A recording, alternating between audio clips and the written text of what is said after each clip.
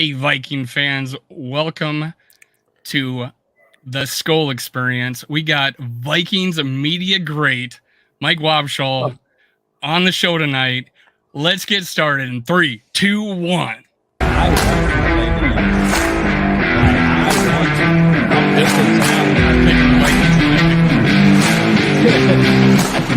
got it.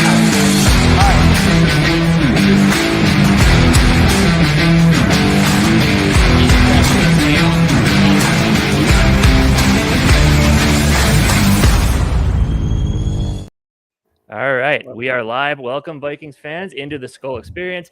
As our friend Dave here mentioned, we are joined by Mike Wobschall, Wobby, as we all know him. How's it going tonight, Wobby? It's going great, fellas. How you guys doing? Thanks for having me. Good. It's much better coming off a Minnesota Vikings W. After that Dallas, whatever that was, I even forget that game happened. Huge bounce back game on a short week. So it's much easier to talk Vikings football after a win like that. Am I right? I think the last time we talked to you, at least on my other show, was before the Cowboys game. So, yeah. Yep. How did we didn't see that coming, man? We didn't see that coming. No, it's hard to see something like that coming when you're having a season like the Vikings are having. I don't think it's uncommon for that to happen to a team that ends up making a deep run in the playoffs. I think it's unsettling for supporters and the fan base, but I don't think it's uncommon. You know, teams are going to stumble every now and then, and I'm sure you saw the same stuff I saw about teams that went on to win the Super Bowl but had a massive loss like that during the season. So it's not one that you want to totally draw a line through and forget about. I think you want to look back on those things and remember them and learn from them, but we all know that that's probably not who the Vikings are, and I think they moved past it pretty quickly with that victory over New England. Beating Belichick on a short week is no small task. He was 13-1-1 against the spread on short weeks, and the Vikings were able to not only win but also cover. So I think the Vikings bounced back and shook off that Cowboys loss, and they're ready to go for the Jets, I would imagine. Before we go too far into more game stuff, I do want to ask you, we talked about it before we jumped in here. To me and Casey, we've watched you growing up as Viking fans, as pretty much one of the faces of the Vikings. So one question I have is, what is your journey, or how did you become a Viking fan? What's your journey with being a Viking fan, but all the way up to becoming part of the Vikings organization? I mean, obviously that's huge. I would be cool if I got hired on as a janitor. Shit, even a stripper on a on a houseboat on Lake Minnetonka. I did not see that coming, Jake. Oh God, you don't have to answer that last part. I'll go ahead. But no, just a journey to being a Vikings fan all the way up until being part of the Vikings organization. What did that look like? Yeah, I grew up in Waseca, Minnesota, which is a town in south central Minnesota, nestled between Otana and the former training camp home of Mankato. Ended up, I graduated high school and went to college at Gustavus, which is in St. Peter. And growing up, I was a big football fan. I liked watching any game. I'd sit with my parents. I'd sit with my grandpa and watch games. And I remember my grandpa and I would have ESPN radio on, like a radio we'd set on a coffee table. We'd have a TV on watching the games and listening to scores on the radio. So my family, and primarily my grandpa, but everyone in my family loves sports and football, and my grandpa really got me into it. And I'm sure I asked him 10,000 questions, about the sport, and I probably asked him some questions about, like, how do they get to the game? Do they drive cars or take buses? And when do they get and he might have known the answers to some of those and didn't know the answers to some of them. And as it turns out, I ended up, getting an internship with the Vikings when I was at Gustavus. I worked in the athletic office there, and my boss in the athletic office knew some people at the Vikings who were looking for some help for their new website. And one thing led to another. I ended up getting a job with the Vikings right out of college in 2007, 2006. And I got to know the answers to all those questions that I asked my grandpa firsthand, and lived it for 15 years. And it was a great run. Saw a lot of great things, saw a lot of bad things. Went through 4 coaches: Mike Tice, Brad Childress, Leslie Frazier, Mike Zimmer. And it was a lot of fun. Ended up, I have 3 kids and got to the point where it was hard to do it. It was hard to be gone 6 days a week for home games, 7 days a week for road games. Got 3 kids in school and sporting events, and it was hard. So my time doing it ran out, but it was a great run. Look back on it, I'm still friends with a lot of those people who are still with the organization. I'm friends with a lot of them who have left. I think about Coach Zimmer and Norv and Pat Shermer and Scott Turner, Andrew Janoko and Drew Petzing and Kevin Stefanski, just, guys that some of the former players, a lot of great relationships. Kevin Warren, who's now the commissioner of the Big Ten, I was, really close with him, and he was influential, in my life as I was young and growing up and starting a family. And so, it was a great time, and no regrets looking back on it, but it was time to do something different. And here I am now, chatting with you guys and have my own podcast, the Wobcast 2.0. So just trying to continue to engage with fans and engage with the game in a way that I had done for the last 15 years. So it's a lot of fun. And just so everybody knows, Wobcast 2.0 weekly show so far. We want more, actually, Wobby, from you. So keep it coming. Oh, big shout out to Super Will, Purple Pocket Podcast. You know him. He's the one that went crazy on our show, tried to get you and me to argue about Kirk Cousins. That was MC Rap. I call him the Purple MLK because he's bringing all the fans together. And so that kid, I think he's from Sioux Falls. So like me, I'm from South Dakota. CJ Ham is his hometown. Unlike Jamie actually went to high school with CJ Ham. Yeah, Duluth Danfield. Let's go. I do have a follow-up question there. When you found out what all the players drive, did any of them drive conversion vans? Or was it just one? It was only Kirk Cousins. I think he was the only one I saw driving a van. So, all right. There's a lot of unique things about Kirk Cousins, and that's one of them. Yep. When you were answering Jamie's question, you mentioned ESPN. You mentioned just radio in general. So obviously, we all know there's a certain man who speaks on the radio for this team, and he finally just started to get some recognition. Is that surprising to you that Paul Allen is just now finally starting to get a little bit of recognition, national recognition outside of the Vikings? LeBron James is tweeting about him, for heaven's sake. What the heck? I think it's a good question. I think that recognition for team radio announcers when they get it is so short-lived because it's a week-to-week league, and people just move on to the next thing. So he's had things pop up like this in the past. I think this was probably the second most profound one, or the most profound one, behind the Minneapolis Miracle. I think he got a lot of credit. He named it.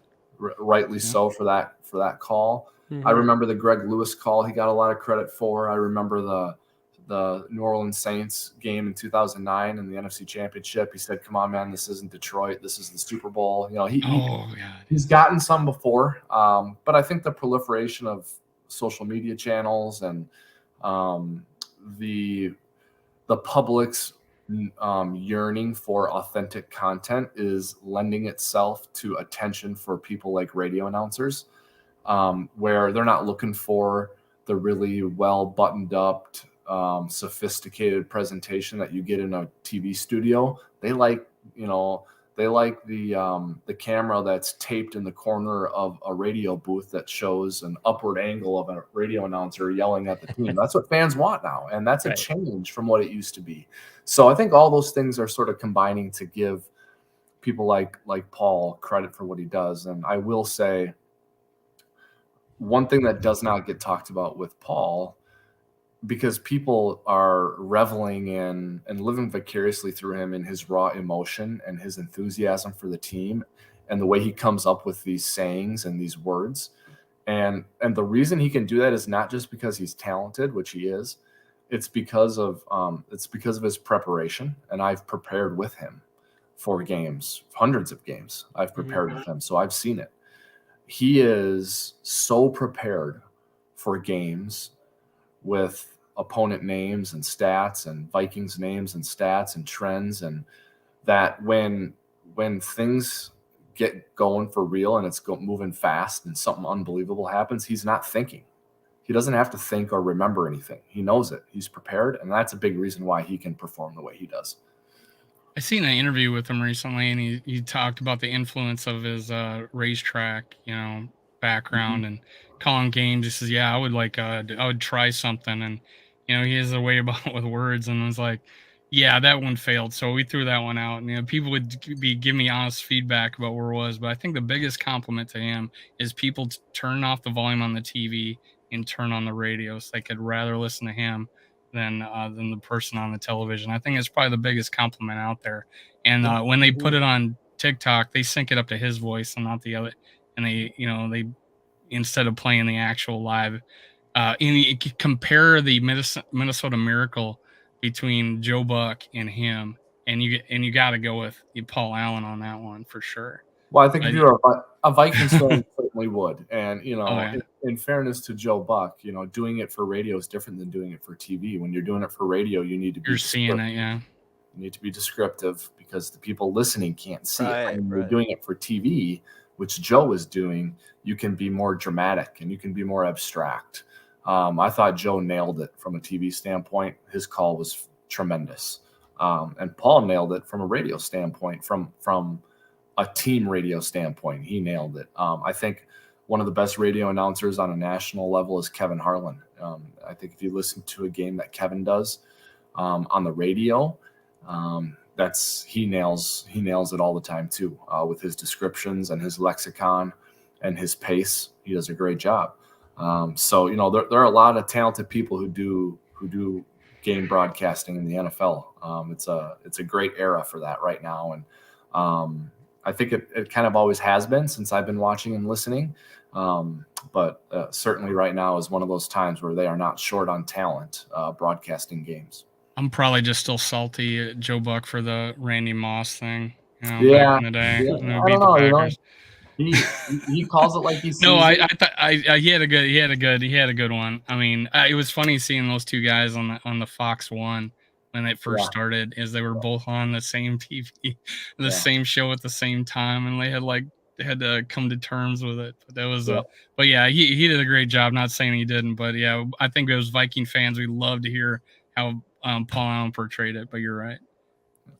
So let's talk ball. Let's move on to that now. So obviously, we kind of prefaced this with the Dallas Cowboys loss, and this last game, I really see. I mean, obviously, Kevin O'Connell, I think he probably kind of admits this to himself. He's still learning about the offensive play calling aspects of the game because he hasn't gotten a ton of opportunities to do that up until this point. Yeah. But just one thing that I never questioned as soon as you just hear the guy talk is just that leadership ability that he shows. And to get his team on you have 4 days after that loss to get their heads back on, to get them, get them ready to play this game and to make adjustments. Because in the biggest issue I saw with that Dallas game was I didn't feel like he paid enough attention to Micah Parsons. And coming in, you had sack leader Matthew Judon coming in, and I thought he did a really good job. You saw Johnny Munton there helping with blocking. CJ Ham was. So it was just nice to see that adjustment made. And just like I said, to get the guys ready to play in a game 4 days against Bill Belichick, one of the best coaches at exploiting weaknesses on the other team. I just felt like this was probably one of my favorite head coaching moments so far from Kevin O'Connell. There's been a lot of them in a 9-2 season. I'm just curious, Wobby, what your thoughts were on his coaching performance this last game. Yeah, Casey, I think you nailed it. I think when Darisaw went out against Dallas, it's almost like they forgot a backup left tackle was in. And and I don't mean to suggest that they literally did forget about that, but I just wonder if they placed too much faith in their ability to adjust on the fly there. Darisaw going out of a game is a big deal. So you're right. They did a much better job against the Patriots. I think that Kevin O'Connell absolutely knows what he's doing, and I've always gotten that sense from him since the Vikings chose him to be the coach. I really didn't know him from Adam, aside from the fact that he was a player at one point for the Patriots in the league. But I really get a sense that he spent his time as an assistant pouring everything he had into his team, knowing, though, in the back of his mind that he would likely get a shot someday. And when he got that shot, he wanted to be ready. And he seems very organized. He seems very directed as to where he's going, what he wants to do, and how he wants to do it. I hope the front office doesn't get in his way in Minnesota, because that can be a problem for a coach who knows what he's doing. Right. I'm not convinced. I'm not being critical of them, but I'm just not convinced that that side of the organization is as organized and as sharp right now with what they're doing as O'Connell is. We'll see. Yeah. That's going to take time for Kwesi. We can't grade him off of one draft. He has only had one chance in free agency, one chance in the draft, and one chance in re-signing players. We have more of a body of work for Kevin O'Connell. So in fairness to the GM, it's, that book is yet to be written. But from what I can see so far with Kevin O'Connell, it looks really good. The one thing I will say before we move on from this topic is another thing that I do really like about Kwesi and about Kevin O'Connell is they recognized, I believe, that they walked into a pretty well-built house, so to speak. Right. With a talented roster and a lot of really key pieces already in place, because they didn't throw out the baby with the bathwater. They kept a lot of what Zimmer built and what Rick Spielman built, and they added their own twist here and there. But, there's no question that a lot of what was already in place here in Minnesota is the key to them being where they are right now. And I don't want to take anything away from Kwesi or from Kevin O'Connell, but I think it needs to be said that they inherited a pretty damn good situation. Yeah, for sure. Definitely agree. I would. I want to bring this up. Hey, Too Evil, Too Hope, we got you, man. He says he was complaining over there on the chat, so he's a little needy. And we know you're a little needy, Too Evil to Hope. We got Wobby on here, and he's going to answer your question. Okay, come on. So Donashell needs to update his scheme so that opposing quarterbacks actually get pressured.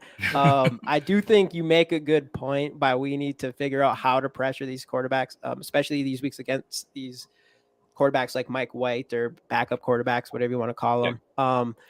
What's your feeling on our defense now? Because obviously it's pretty worrisome to see what the Patriots offense that I don't think has tons of talents on it. What they did to us, and then obviously what the Cowboys did before. What is your thoughts on all of that? Yeah, it's not good enough right now to get to where everyone wants the Vikings to get to. It's good enough, I guess, to be 9-2, right? Right. That's what they are. That's scary, right? For other teams, 9-2, and we. No, Dave, you're right. And I said that in their first 7 or 8 games. I'm like, I don't know. They're not even really playing well. What's going to happen when they play well? And I think they've strung together some pretty good performances now. But against Buffalo and against New England. But through that Washington game, I'm like, I think they've played like 3 or 4 good halves the whole year. And they've only lost 2 games. Or 1 game. So, I don't have any question that the offense can be good enough and sharp enough to get where they want to go. I do question if the defense can. Now, if I said that and Patrick Peterson was in earshot of me, he would probably have something to say about that.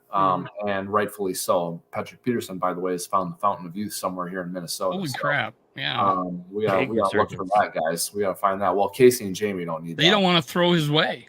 They didn't even Patriots didn't even go near him in that game. Well, I wouldn't either with the way he's playing. So, I don't know how to answer the question directly other than it's not good enough so far, and they need to get better on defense. And, in some ways that you measure defense, they're last or second to last in the league. And it's unlikely that they're going to get very far doing that. So they got to make some changes there.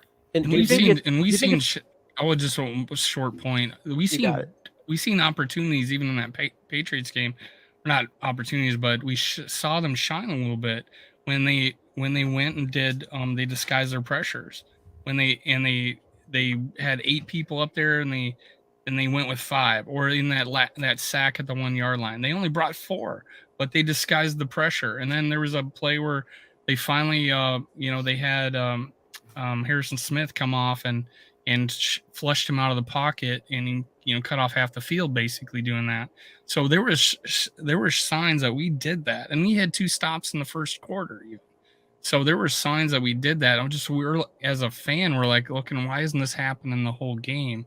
Because I feel like if you can disguise in one quarter, you can disguise. I would rather have them get out to a 2-touchdown lead with 4 stops in the start the game, get out to a 2-touchdown lead, and just hopefully they don't figure out your defense the rest of the game rather than saving it for the fourth quarter every time. Right. I don't know. Yeah. So I think part of the issue is like they are not great at rushing the passer and they are not great at coverage. Okay. And that's not a good combination. If you're just okay at both of those, you can kind of figure it out and finish middle of the road on defense. But like if you're great at one of them, you can get into stretches of games where that component of your defense can carry your defense from game to game. But they don't. Right now, they're not, and maybe part of it's because Zadarius Smith, I think, is playing a little banged up. But if they can get that interior back and healthy and get Zadarius and Daniil on the edge, then I think they have a chance to be great at rushing the passer.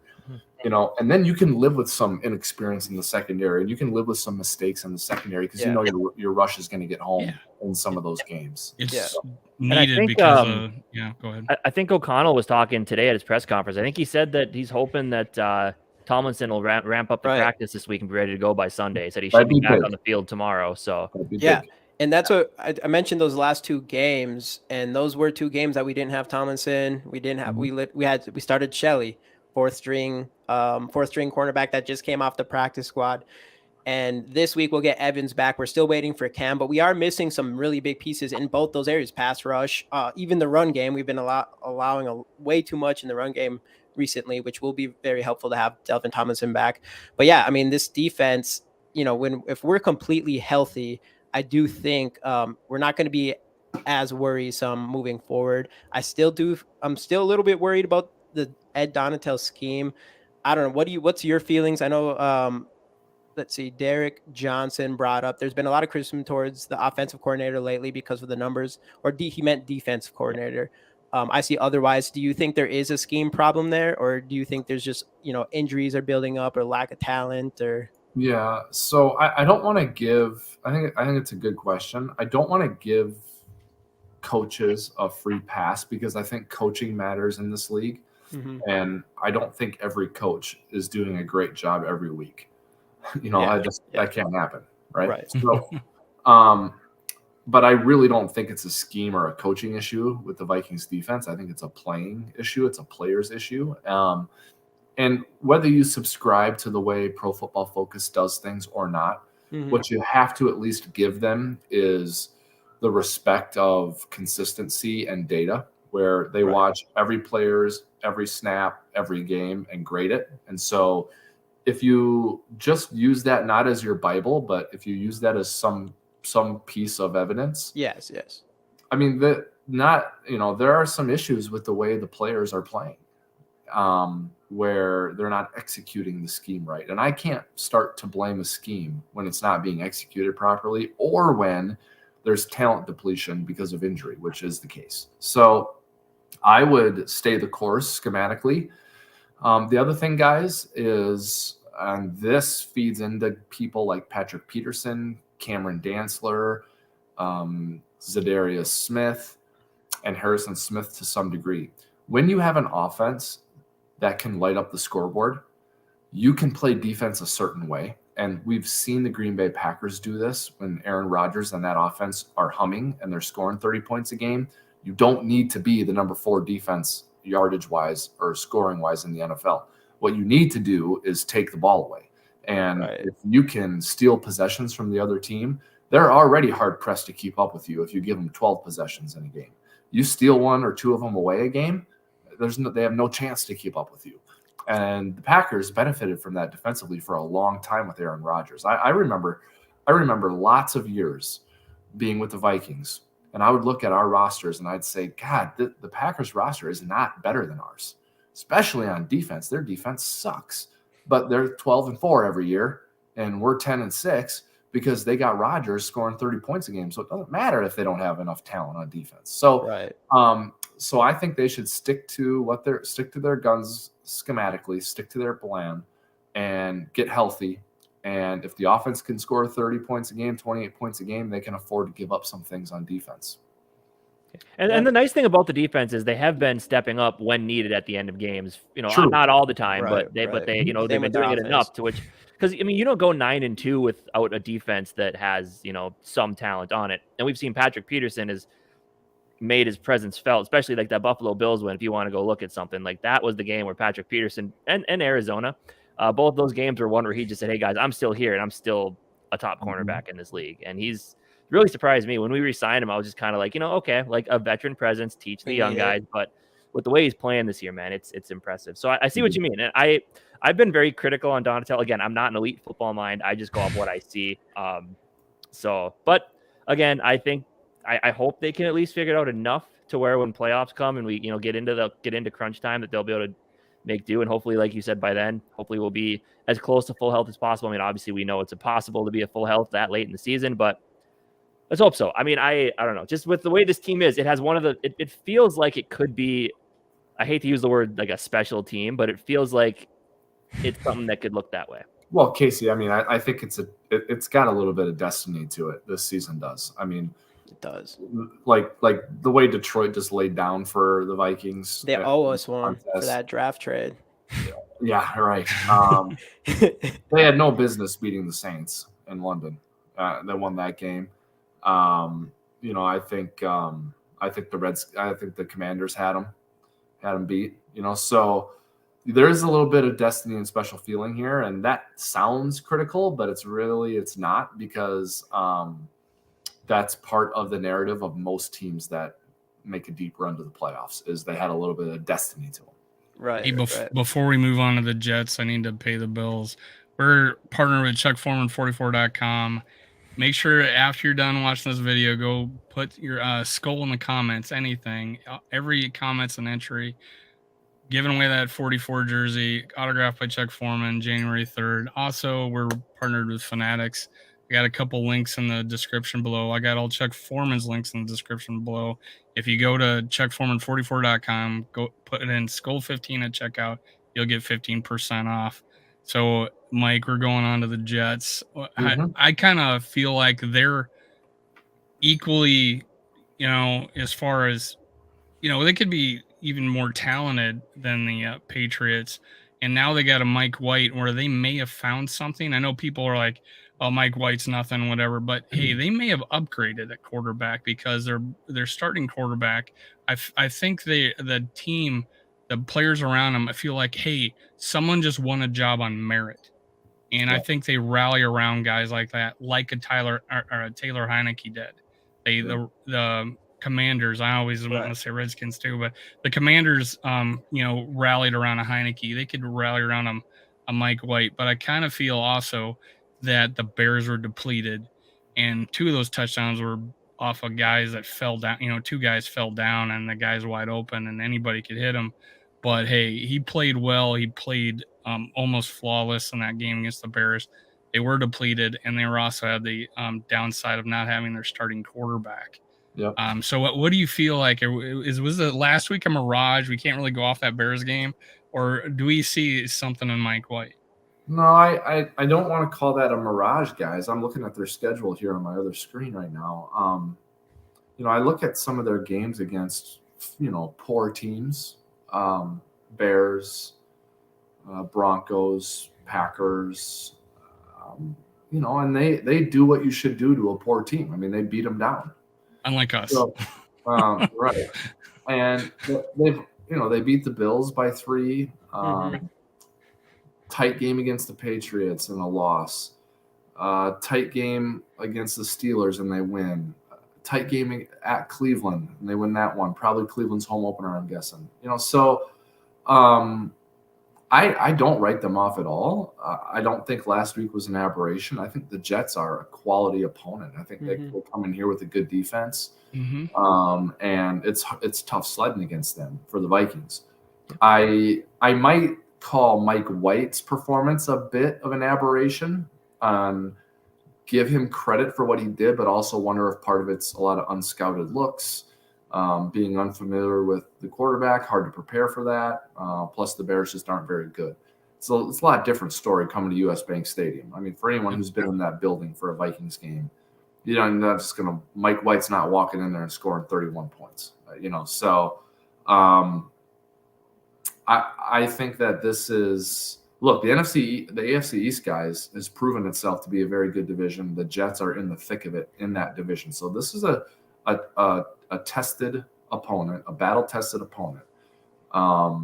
Probably as tough, if not tougher, a game than the Patriots. If the Patriots game hadn't been on a short week and you got to face Belichick on a short week, I'd say this one is no doubt tougher than that New England game was. So, I think this is an opportunity for the Vikings to find some things that work in the running game. The Jets surrender about 112 yards per game, as opposed to their pass defense where they're top 5 almost in any category. Yeah, so, and you mentioned PFF, and I believe that they're number 1 PFF with a grade of 89.7 in coverage. Yeah, so that means something, Jamie, right? I mean, that does. You got sticky coverage out there, and if you're off even just a little bit, not just on any given throw, but if you're just having a little bit of an off day, that, and you're playing the Jets defense, that can be exacerbated because of their great coverage. So, I think Cousins plays great at home, and I don't have any reason to think he's going to play poorly. But I think the Vikings it would behoove them to find an angle or two in the running game to get that on track, not just in this game, but for the rest of their season. Sure. And I know you mentioned the sticky coverage that they have there too, which is a matchup I'm really curious to see. Obviously, because with me and Jamie on our video we did for the Cowboys game, we kind of highlighted the matchup between Justin Jefferson and Trevon Diggs. With the pressure that Kirk had in his face, we didn't get to see a lot of that. We're welcoming in a Jets Diggs team took credit for it though, as celebrating how great a job he did against Justin Jefferson when Cousins couldn't even get 7 sacks. Yeah, but the Jets come in 34 sacks this year. So with the way that we adjusted to Matthew Judon last week, I feel like Kirk's gonna have more opportunities downfield, or more opportunities in the passing game in general. But JJ and the guy who probably, if he went back, would be the number 1 overall pick, Sauce Gardner. That's a matchup I'm really interested to see when we get to see that. Those two going up against each other. I think that's going to be fun to watch. Sauce, me and Jamie both loved him in the draft process. A lot of people did, obviously. I just feel like he's got that swagger, and JJ, we all know he's got the swagger too. So I think that is going to be, when we get to see that, that's going to be one hell of a matchup to watch. Swag against swag. You know what, Casey? You just got me even more excited for it, the way you broke that down. I think you're right. There you go, Case. I think about Justin Jefferson, and what I think is special about him, guys, is the fact that he's a little bit of just a scheme buster on defense, where it's like no matter what you do, he finds a way to get open and produce. And I know his touchdown numbers are down compared to what people thought they would be, but he continues to be a factor in these games, and he continues to tax defenses and find ways to at least get catches and yards. And I give Kevin O'Connell some credit for designing plays to get him open, but I just give Jefferson credit for winning. Now, if Sauce Gardner has some success against Justin Jefferson, I think we can kind of describe him the same way, where it's like, this kid is special. It's like no matter who he goes up against, he's shutting them down. And we started to say that about Jalen Ramsey a few years ago when he was still with the Jaguars, and he would have his way with some of those Texans receivers, with DeAndre Hopkins and that crew. So I'm not saying Sauce reminds me of Jalen Ramsey from a style standpoint, but from a how you look at them and how you respect them or fear them. I mean, that's the track that Sauce Gardner is on. So you guys, you were right on it with him. He's a great player, and that is a very cool matchup on Sunday. Yeah, for sure. So do you think this could be obviously I know we talked about their coverage, but could this be another, because I thought Adam Thielen played really well this last game. Finally, not a breakout game, but like a mini-ish breakout game. Yeah, do you think we could catches, see big do you think we could see a big Thielen and Hawkinson game coming up here in the passing game? Well, maybe, Casey. I mean, Thielen, I think, had 10 targets, and Jefferson had 11 last week, and Hawkinson had a touchdown. So maybe, but I go back to the running game, guys. And I get it. You got to be able to block it. If you can't block it, you can't run. And Kevin O'Connell, if he cut open a vein and was honest with you, he might say that. He might say, I wish I could run with Delvin, guys, but we're not blocking well enough for it. Maybe that's the case, but with just eventually what you don't want is to get to a point where you've neglected your running game enough where you're just not good at it anymore. You're not sound with it. You're not in rhythm. You can't rely on it. Because if you run into a bad day, if you run into a great pass rush, if you run into inclement weather and you can't throw it, now you're kind of stuck. And that could happen to the Vikings if they don't get some things figured out in the run game. It doesn't have to be, 30 carries for 200 yards. It has to be enough to put it in the back of a coordinator's mind that you might run the ball in some of these crucial situations instead of just throwing it to Jefferson every time. And that's where I was pretty impressed with Kevin O'Connell this last week is he didn't give up on it. Like, even though we had 2 yards per run, a lot of those were like, we had some negative plays that, skew the average quite a bit, but we had some 4 or 5, 6 yard runs that made a big difference in the type of play we could run on second or third down. And so I give Kevin O'Connell credit because there's been a couple of games this year where he openly admitted he just bailed on the run and didn't, and he needs to fix that the next game. And I feel like he committed to it. He kept doing, I think he 27 or like 22 carries by Dalvin Cook, and he only had like 40 some yards. So it's like he committed to it. It's still and where we were strong was on the play action. So he still committed to it, which allowed us to still use the play action, and we were deadly with that. And that was a good defense. They've only gave up 16 points a game, and we put up over 33. So one was a kickoff return. But anyways, that was pretty awesome. Yep. But I'm also looking at that's a question. Who's a better kicker returner, Kenny or Cordero Patterson? What do you think? Hard to pass up Cordero right now, but I'm gonna say Cordero because that was something special what he was doing. He's looking nice though. He's looking nice. Three in 2 years. That's pretty good. And the amount of attempts you get now, you don't get very many. He's leading Pro Bowl votes for NFC, I believe, right? I think I saw 5 Vikings players are leading in their positions. That's awesome. And he's one of them. I'm going to have to go vote. Get out and vote Pro Bowl. Let's go. Get CJ Ham in there. Get CJ Ham for fullback because there's only 3 of them in the league. Yeah, right. Checking out the flip side of this matchup, though. I mean, I know we already talked about Mike White. They do got some solid running backs over there. Obviously, them losing Breece Hall was, huge for them. But Ty Johnson, Michael Carter, Zonovan Knight, they both were used quite a bit last week. Ty Johnson had 5 carries, 62 yards, and a touchdown. So James Robinson was a healthy scratch last week, I think, for them, right? I don't know if that's a thing that they're going to keep doing or what the deal is there. Yeah, I'm not sure. I mean, they traded for him, so it's a bit unusual. Right. But I think James Robinson is a tough runner, a physical runner, a smart runner, but he just doesn't have any pop. He doesn't scare you. So. Is this a kind of a plug and play a run scheme, like anybody's going to be successful type of thing? That's what people are leading me to believe that, hey, this scheme that they have, they're going to be a run with anybody. Obviously, Hall was like, I thought he was special, right? I think it is, Dave. That doesn't mean that a running back that they might have now or some way down the road isn't a great player, but. If you look at where this staff comes from, it's from San Francisco, and that's definitely a plug and play situation. Right. And what they have going on in Miami right now is an offshoot of what San Francisco does with Kyle Shanahan. So I mean, it's like no matter who the Niners have at running back, they're good. Now I know they went out and got Christian McCaffrey, so that tells you they value that position, but he can help them in the passing game as well. But I mean, Christian McCaffrey, Jeff Wilson, Raheem Mostert. I mean, these guys, they just. Elijah Mitchell. I mean, there's just like you plug a guy in this scheme and it's good. So I do think it is a little bit of a plug and play situation for that offense.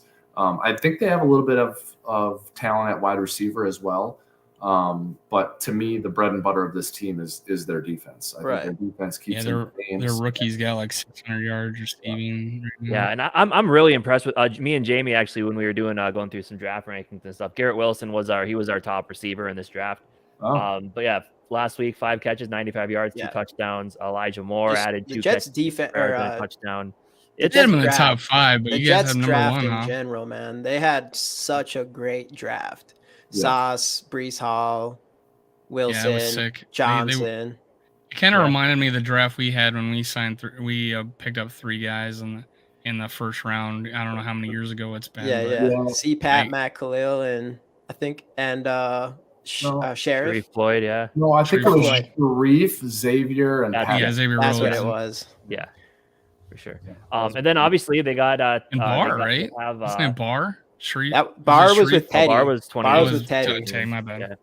Yeah. Then Tyler Conklin. I'm a huge Tyler Conklin fan. Loved him when he was here. Yeah. 3 catches, 50 yards Looks last better in week. purple. So this offense, and I think that's why Mike White ended up playing so well last week. This offense has weapons. So it's not, and that's, me and Jamie talked about it, and we'll be mentioning it in our podcast on our channel coming out on Friday, that when we both looked at the schedule early on, we looked at the Jets, we're just like, W. And looking at it now, it's a tough game. And the NFL is so weird this year. And that's the one thing I like about the NFL.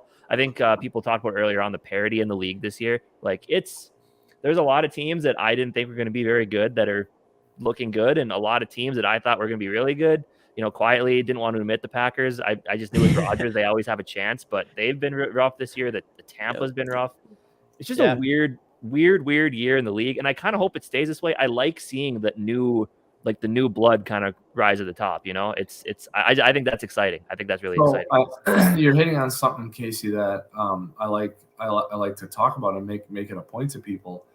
I mean, this whole thing, the NFL is designed to generate parity. It is designed to bring everyone to the middle, because if you have a great season, what happens to you? Well, you pick later in the draft, you have a harder schedule than everyone else.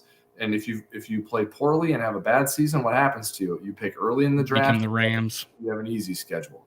So it's all designed to pull everyone into the middle. And that's why when you have what the Patriots did with Brady and Belichick, what the Packers have done with Favre and Rodgers and McCarthy and LaFleur, what the Steelers do as an organization, it is so impressive to have that sustained success. It is really remarkable. Because this thing is designed to prop you up if you were bad or pull you back down if you were good. I thought Spielman kind of took away a lot of stuff the Patriots were doing. He was like on steroids with the Patriots, where he would trade off veterans and get picks. He would accumulate picks every year, and I thought Spielman kind of took that from him. But a quick shout out, Jacob LeBlanc, any relation to Matt LeBlanc, friends? Bleeding purple since 95, which happens to be the year Casey was born, I believe. Was it 95? 94. 94. Close. So it was close. And David Michelson, I appreciate you joining. You guys have been listeners, but yeah, I kind of felt like Spielman was like that. He was like a poor man's, version of Belichick, where he collected all those picks, and we got used to having at least 10, if not 15 picks in the draft. And it was like, hey, more bullets, more times hitting the target. But it's almost like the Patriots had an art. And a quick reference to the Yankees, they worked the system so bad too, is that they would sign all these veterans, let them go, and they would get these compensatory picks, and they would have a first round pick, and then they had 3 compensatory picks in the first round. They cheated the system so bad, and I felt like that's what the Patriots did in the NFL. Is that they accumulated those picks, they let those veterans go, they plugged and played, younger guys in, and they kept stirring the pot. Did you see that with the Patriots? Well, I think there's a lot of different ways that it can work, Dave. I don't think there's any just like one way that's better than everyone else's. I know the Dallas Cowboys in the 90s subscribed to the theory of the more darts you can have to throw at the dartboard, the better chance you have to get good players. And the Rams of late felt the opposite, right? They felt like, we don't need those picks. We don't need the picks. We want the out on the table. Yeah. So I think it can work both ways. I think what's important is that you have a system and a plan, and you execute that plan well. And if you execute it well consistently, you will see good results. The other thing I would say, that since you brought the Patriots into it, is I think you have an approach that you build around the fact that you have Tom Brady and Bill Belichick, who are probably the best to ever do it at each of their spots. So I think you can draft a certain way knowing that you have Tom Brady. Whereas if you didn't have Tom Brady and you have Mac Jones instead, you might do it differently. So there's just a lot of things that factor into it. I I think what you need to have though is you need to have a system of grading players, and you need to have good communication between coaches and scouts. And if you are consistent in the way you grade players, and if you have synergy between coaches and scouts, I think you will have success in the draft. One of the funny stories from Belichick, I just recently saw an interview with him, and he brought up Gronk, and they had flown him in or whatever preseason. They put him in a conference room, and they came in the conference room, and he was sleeping on the floor, and they still drafted him. So they went after talent. They weren't going to worry about someone sleeping on the floor. They said, "Hey, this guy plays good. Let's draft him." And I feel like that's like we did with like a Randy Moss. So it's like, we can't pass this guy up, but we didn't do with a Warren Sapp. It's like, hey, be consistent, have your plan, and and stick with it, one way or the other. Yeah. So I want to say, so this week, if we beat the Jets, and we've talked about the Lions a decent amount in this, and the Lions lose this week, we clinch the division, which I think is the earliest in the history. That'd be a record. Right? It'd be a tie, I believe, for the earliest. Yeah, but those still a record. Seasons were 16-game seasons. We got a 17-game season now, so in a way, it would be earlier, right? Yeah. But isn't it weird though? Coming into this year, we all thought like got to beat out the Packers, and now it's coming down to the Lions losing a game for us to win the division. I think that's or if we just win two, right? If we just win two, we'll win. But I'll tell you what though. And Wobby, I kind of want to get your thoughts on this. Me and Jamie have talked about this kind of ad nauseum. He doesn't agree with me all the time on this, but like, I am in the field of look out for the Lions when they finally find their answer at quarterback and add a few more defensive pieces. I think this team is shaping up to be a nuisance for this division for years to come. Just looking at their offense, I mean, Jared Goff is serviceable, but he's not their guy. But just what they could have on that offense, receiver-wise, I'm a huge Amon-Ra St. Brown guy. Yep. Jamison Williams, I kind of wish the Vikings would have just taken it 12. DJ Chark being there, Khalif Raymond, solid. DeAndre Swift, Jamal Williams. That offensive line is probably would you say top 10-ish in the league, if not better.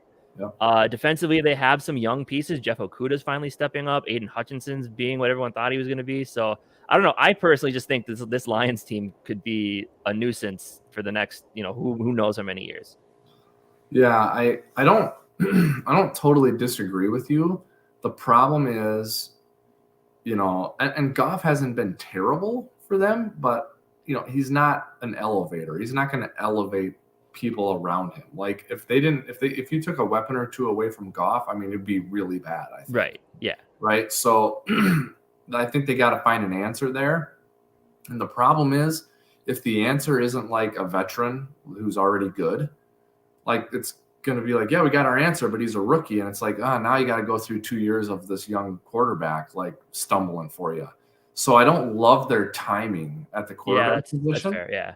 But I like everything you mentioned. The other thing I don't love is like the way the coaching staff messed up that game in Minnesota. I mean, that was so bad. Yeah, Dan Campbell probably ain't the guy either. Well, I don't know, but I mean, I don't know how he came to the decision to kick that field goal. Why? Like, how did that happen?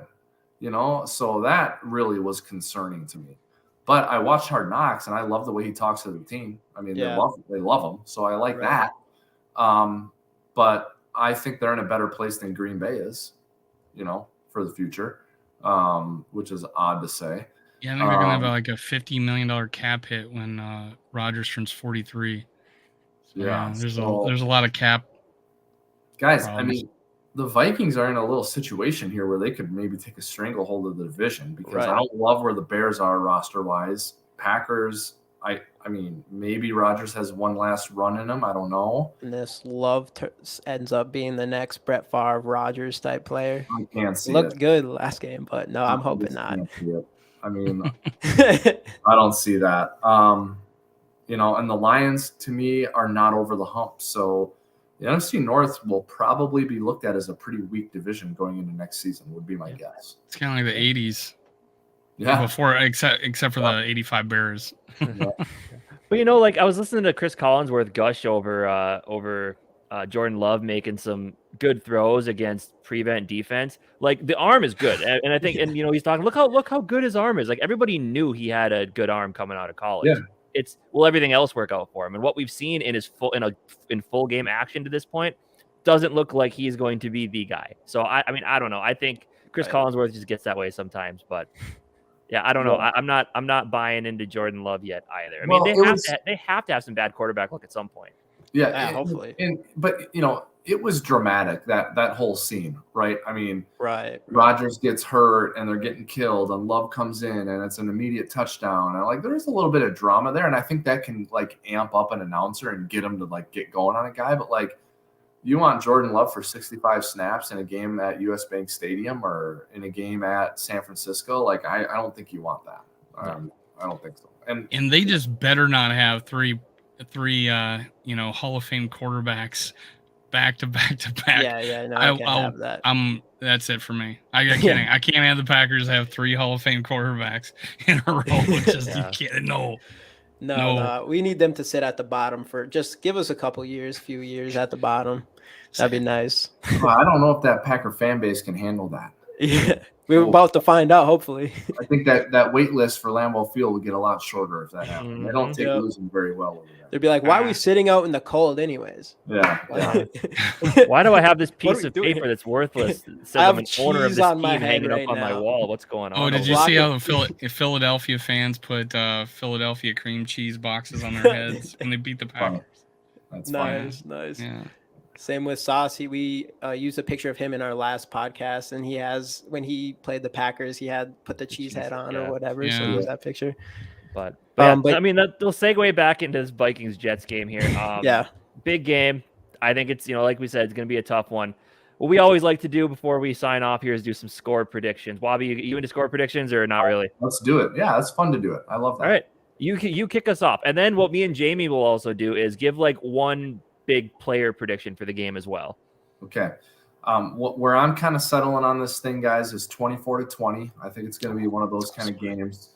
I would call it an under game here. I do not know what the line is. I know on average it's about 46 in an NFL game, maybe a little higher in the last couple of years. This has sort of got an under feel to me. And I think it's tough sledding. It's hard work.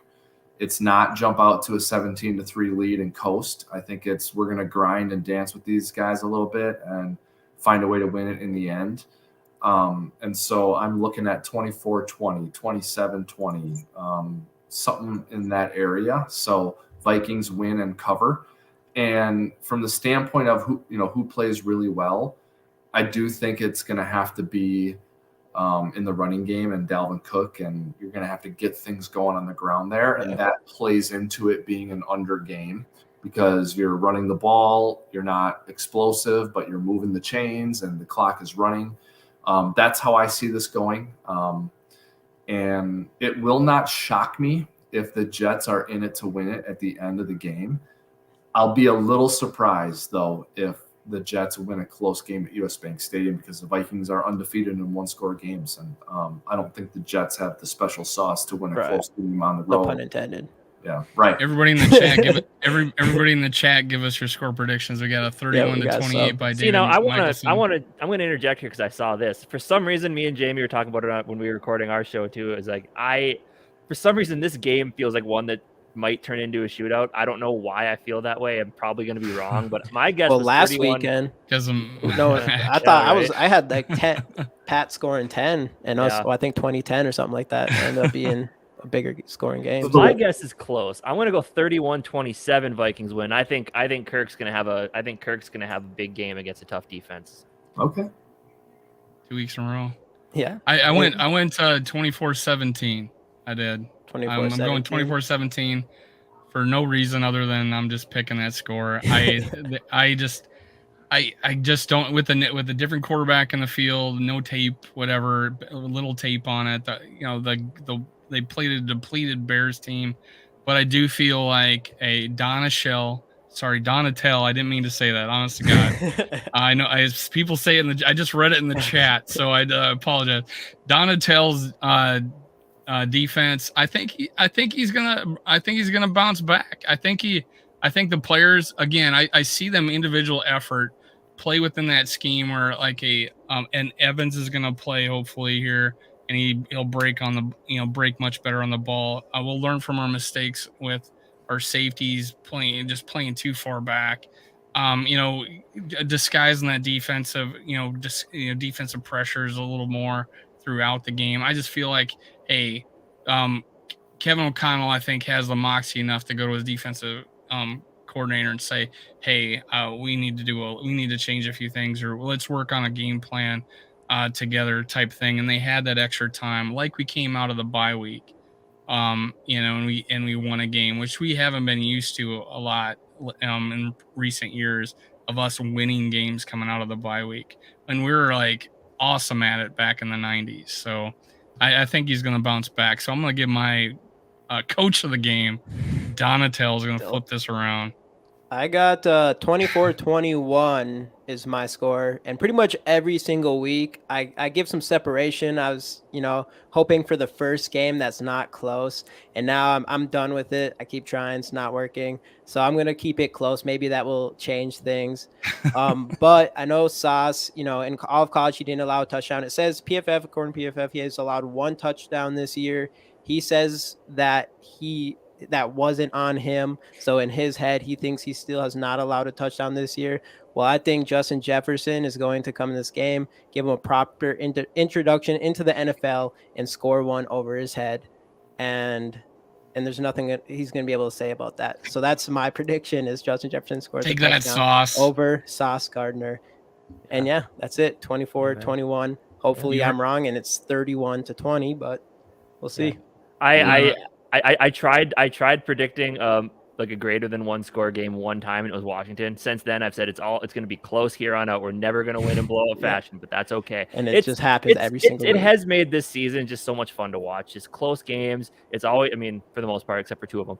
But for the most part, it's always exciting, and that's what it's all about. It's all just being into the. If you're blowing a team out, yeah, it's kind of fun to watch, but at the same time, it's not all that entertaining. The games we've had this season have just been like nail biters till the very end. I've been through every range of emotion in every single game this year, and I kind of love it. You kind of love the adrenaline rush, and we love it because we're winning. Last year it wasn't so far. Yeah. But then a couple of beers to calm you down after celebrating a Vikings win. It's good. And I'm a huge fan of that. So.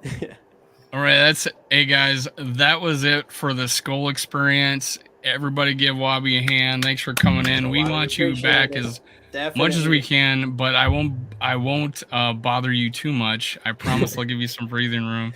But hey, I appreciate you coming on. You don't have to be out there, and you gave us your time. And everybody go to Wobcast 2.0. It is a great show. They got a stat guy. Wobby's giving us takes. It's an hour long at least. It's awesome. I watch it every Monday or Tuesday. I think you guys put it out.